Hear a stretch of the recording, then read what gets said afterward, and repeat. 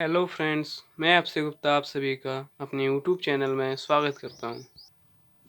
जैसा कि कल हमने चर्चा की थी कि मुद्रास्फीति क्या होती है तथा इसे कैसे नियंत्रित किया जाता है और मुद्रास्फीति के क्या कारण होते हैं, किन कारणों से मुद्रास्फीति होती है। आज का हमारा टॉपिक है मुद्रास्फीति का प्रभाव। मुद्रास्फीति का किन क्षेत्रों पर क्या प्रभाव पड़ता है, आज हम समझेंगे। मुद्रास्फीति अर्थव्यवस्था का एक इम्पोर्टेंट पार्ट है, इसलिए इस पर ज़्यादा वीडियो बनाई जा रही हैं। इसकी एक वीडियो कल भी डाली जाएगी। 3 वीडियो में मुद्रास्फीति कवर की जाएगी। आइए हम समझते हैं आज का टॉपिक, मुद्रास्फीति का प्रभाव। तो मुद्रास्फीति का प्रभाव विभिन्न क्षेत्रों पर पड़ता है, अर्थव्यवस्था के विभिन्न क्षेत्रों पर दिखाई पड़ता है। सबसे पहला प्रभाव हमारा मुद्रा पर। आइए हम समझते हैं मुद्रास्फीति का मुद्रा पर क्या प्रभाव पड़ता है। ये तो जब हम मुद्रास्फीति की डेफिनेशन समझ रहे थे कि मुद्रास्फीति होती क्या है, तभी पता चल गया था मैं कि मुद्रा पर मुद्रास्फीति का क्या प्रभाव पड़ता है। तो मुद्रास्फीति के कारण किसी भी देश की मुद्रा के मूल्य में गिरावट आती है। अर्थात मुद्रास्फीति से किसी देश की जो मुद्रा है उसकी वैल्यू में गिरावट आती है। अर्थात पहले किसी हमें चीज़ को लेने के लिए कम रुपए पे करने पड़ रहे थे और आज हमें उसी चीज़ को लेने के लिए ज़्यादा रुपए पे करने पड़ रहे हैं। अर्थात मुद्रा की वैल्यू में कमी हुई है। आइए हम समझते हैं मुद्रास्फीति का मांग पर क्या प्रभाव पड़ता है। मुद्रास्फीति का प्रभाव मांग पर सकारात्मक पड़ता है। अर्थात मुद्रास्फीति बढ़ेगी तो मांग में ही वृद्धि होगी। जैसे हम एक एग्जाम्पल के जरिए समझते हैं। जैसे माना कि आज मार्केट में आलू 10 रुपये है, कल 5 रुपये था और अगले दिन ऐसा ही रहा तो 15 रुपये हो जाएगा। अर्थात मुद्रास्फीति होगी, अर्थात महंगाई हो रही है। तो जो खरीदने वाला है, जो क्रेता है, वो आज ही के दिन ज़्यादा से ज़्यादा खरीदेगा, अर्थात ज़्यादा से ज़्यादा मांग करेगा। अर्थात मांग में ही वृद्धि होगी। मुद्रास्फीति बढ़ेगी तो मांग में वृद्धि होगी और जब मांग में वृद्धि होगी तो उसके उत्पादन में भी वृद्धि होगी। अर्थात जो शॉप वाला है वो आज केवल 30 लोगों की पूर्ति के लिए जो आलू लेके आ रहा था, वो कल 50 लोगों की पूर्ति के लिए आलू लेके आएगा। अर्थात उत्पादन में भी वृद्धि होगी और ज़्यादा से ज़्यादा उसे दुकानदार को चाहिए तो किसान ज़्यादा से ज़्यादा आलू उगाएगा। अर्थात उस वस्तु की पैदावार बढ़ेगी, उसका उत्पादन बढ़ेगा। अर्थात मुद्रास्फीति में वृद्धि से उत्पादन में वृद्धि होती है, उत्पादन में वृद्धि होती है तो मांग में भी वृद्धि होती है। मांग में वृद्धि होगी तो उत्पादन में वृद्धि होती है। मुद्रास्फीति का प्रभाव ऋण लेने वालों पर भी पड़ता है। कैसे पड़ता है, आइए हम समझते हैं और क्या पड़ता है। तो जो ऋण लेने वाला है, अगर मुद्रास्फीति में वृद्धि होगी तो उसे लाभ होगा। जैसे फॉर एग्जाम्पल, किसी के दादाजी ने किसी से 10,000 रुपये उधार लिए, तो उस समय तो 10,000 की जो वैल्यू थी वो बहुत थी, उसमें अनेक उत्पादों को खरीदा जा सकता था। लेकिन उसे हम आज पे करें, जो 10,000 हैं वो कर्जा हम आज पटाएं, तो आज तो उस 10,000 की वैल्यू ना के समान है। इसलिए ऋण लेने वालों पर इसका सकारात्मक अर्थात लाभ होगा। उन लोगों को जो ऋण लेने वाले हैं उन लोगों को मुद्रास्फीति में वृद्धि से लाभ होगा। अर्थात मुद्रा के मूल्य में गिरावट आने के कारण अब उन्हें उच्चतर मूल्य वाली मुद्रा के मुकाबले कम मूल्य वाली मुद्रा का व्यय करना होगा। अर्थात पहले उस 10,000 की जो वैल्यू थी वो बहुत उच्च थी, लेकिन अब उसकी वैल्यू निम्न हो गई, अर्थात कम हो गई है। तो अर्थात ऋण लेने वालों को लाभ होगा। आइए हम समझते हैं ऋण आवंटन पर क्या प्रभाव पड़ेगा। जो बैंक हमें ऋण आवंटित करती है, जो लोन आवंटित करती है, उस पर क्या प्रभाव पड़ेगा मुद्रास्फीति का। तो मुद्रास्फीति के बढ़ने की स्थिति में कर्ज लेना सस्ता हो जाएगा, अतः लेने वालों की संख्या में वृद्धि होगी और ऋण आवंटन की दर को बढ़ाएगा। अब हमारा एक क्वेश्चन बनता है कि जो ऋण लेने अर्थात जो मुद्रास्फीति है उसके बढ़ने से कर्ज लेने में अर्थात लोन लेने में सस्ता कैसे होगा, अर्थात लोन सस्ता कैसे हो जाएगा।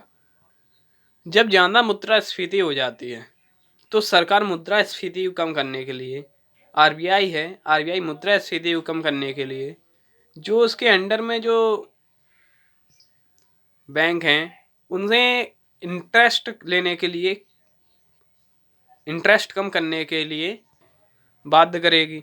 अर्थात उन बैंकों से कहेगी कि आप लोन पर इंटरेस्ट लेते हैं वो कम लें, तो उससे कर्ज सस्ता हो जाएगा। अगर ऋण सस्ता हो जाएगा, लोन लेना सस्ता हो जाएगा, तो लेने वालों की संख्या में वृद्धि हो जाएगी। जब लेने वालों की संख्या में वृद्धि होगी तो ज़्यादा ऋण लिया जाएगा, अर्थात ऋण आवंटन की दर में वृद्धि होगी।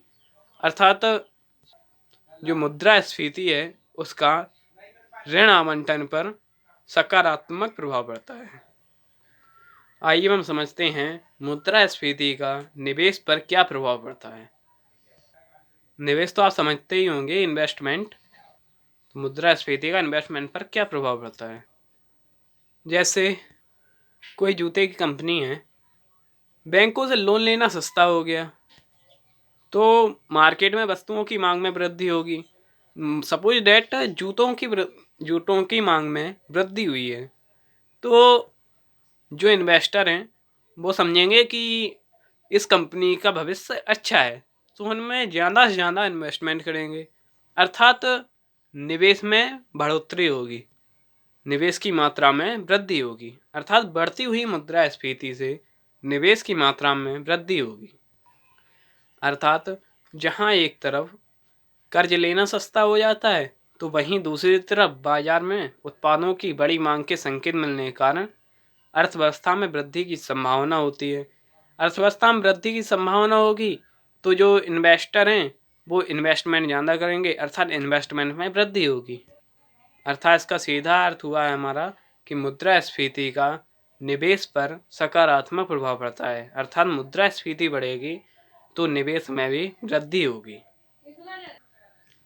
आइए हम समझते हैं मुद्रास्फीति का निर्यात पर और आयात पर क्या प्रभाव पड़ता है।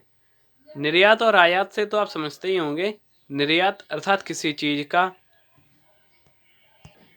एक देश से दूसरे देश में जाना, और आयात का अर्थ है किसी देश का दूसरे देश से उस देश में आना। अर्थात जैसे कोई उत्पाद है भारत से अमेरिका में जा रहा है तो अमेरिका में उस उत्पाद का आयात हो रहा है तथा भारत में उस उत्पाद का निर्यात हो रहा है। अर्थात अमेरिका के लिए उस उत्पाद का भारत से आयात हो रहा है और जो भारत है उसका अमेरिका के लिए भारत से निर्यात हो रहा है। आइए हम समझते हैं निर्यात पर क्या प्रभाव पड़ेगा। तो मुद्रास्फीति में वृद्धि से निर्यात में वृद्धि होगी, क्योंकि मुद्रास्फीति में वृद्धि के कारण मुद्रा की मूल्य में कमी आएगी, जिसके कारण अंतर्राष्ट्रीय बाजार में भारतीय वस्तुओं सस्ती हो जाएंगी, जिससे निर्यात में बढ़ोतरी होगी। अब हम एक एग्जाम्पल के जरिए समझते हैं। जैसे माना कि पहले $1 है, अर्थात जो $1 है उसका मूल्य भारत में 60 रुपये है, भारत के 60 रुपये के बराबर है। और जैसे भारत में मुद्रास्फीति में वृद्धि हुई तो उस जो मुद्रा है भारत की उसमें वैल्यू में कमी होगी। अर्थात माना 70 रुपये हो गए, $1 बराबर भारत के 70 रुपये हुए। माना कि एक व्यक्ति अमेरिका में एक टी शर्ट का निर्यात कर रहा है, टी शर्ट बेच रहा है अमेरिका में जाकर। तो माना कि एक टी शर्ट 120 रुपये की है, तो जो अमेरिका का व्यक्ति है उसे खरीदने के लिए हमें $2 पे करेगा।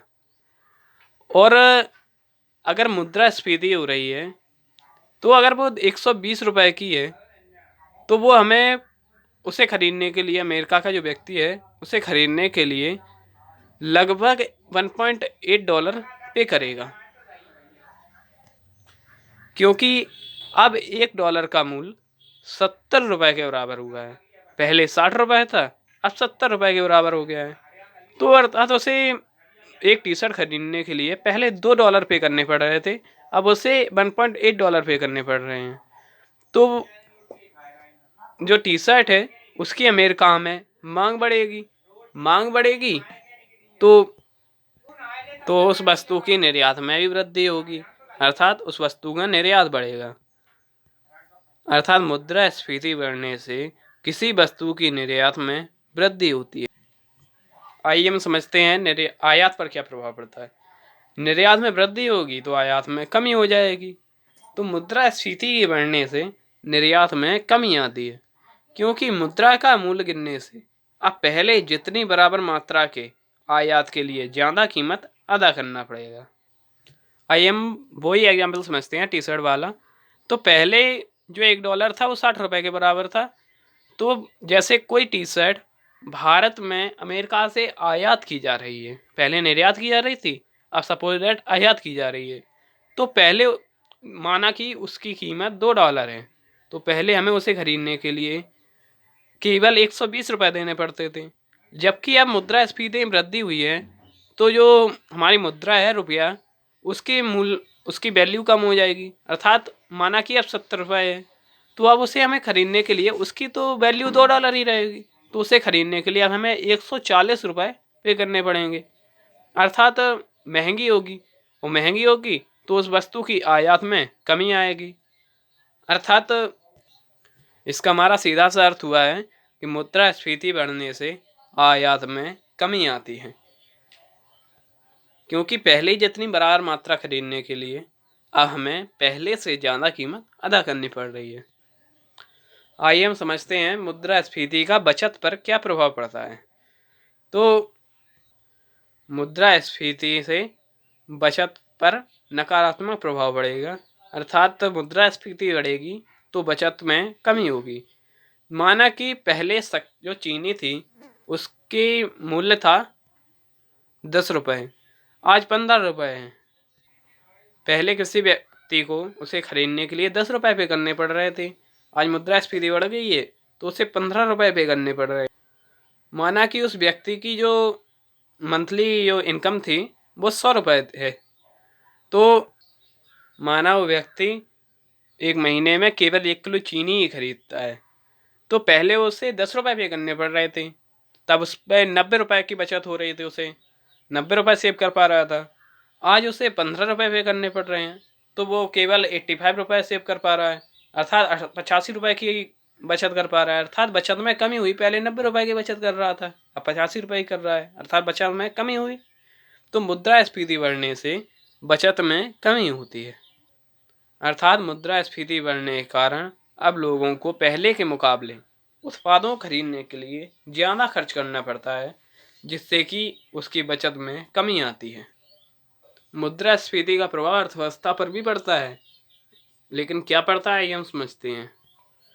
मुद्रास्फीति की एक निश्चित दर अर्थव्यवस्था के लिए लाभदायक होती है, जबकि एक सीमा से ज़्यादा हो जाना यह अर्थव्यवस्था के लिए खतरनाक भी होता है।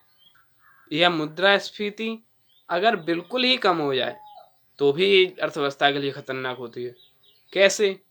अगर मुद्रास्फीति कम हो गई है तो मांग में भी कमी आएगी, मांग में कमी आएगी तो उत्पादन में कमी आएगी, उत्पादन में कमी आएगी तो बेरोजगार, अर्थात जो कंपनी है जो जिस चीज़ का उत्पादन कर रही है उसके लाभ में कमी आएगी। जब लाभ में कमी आएगी तो लाभ को बरकरार रखने के लिए उस कर्मचारियों को कम किया जाएगा, अर्थात बेरोजगारी बढ़ेगी।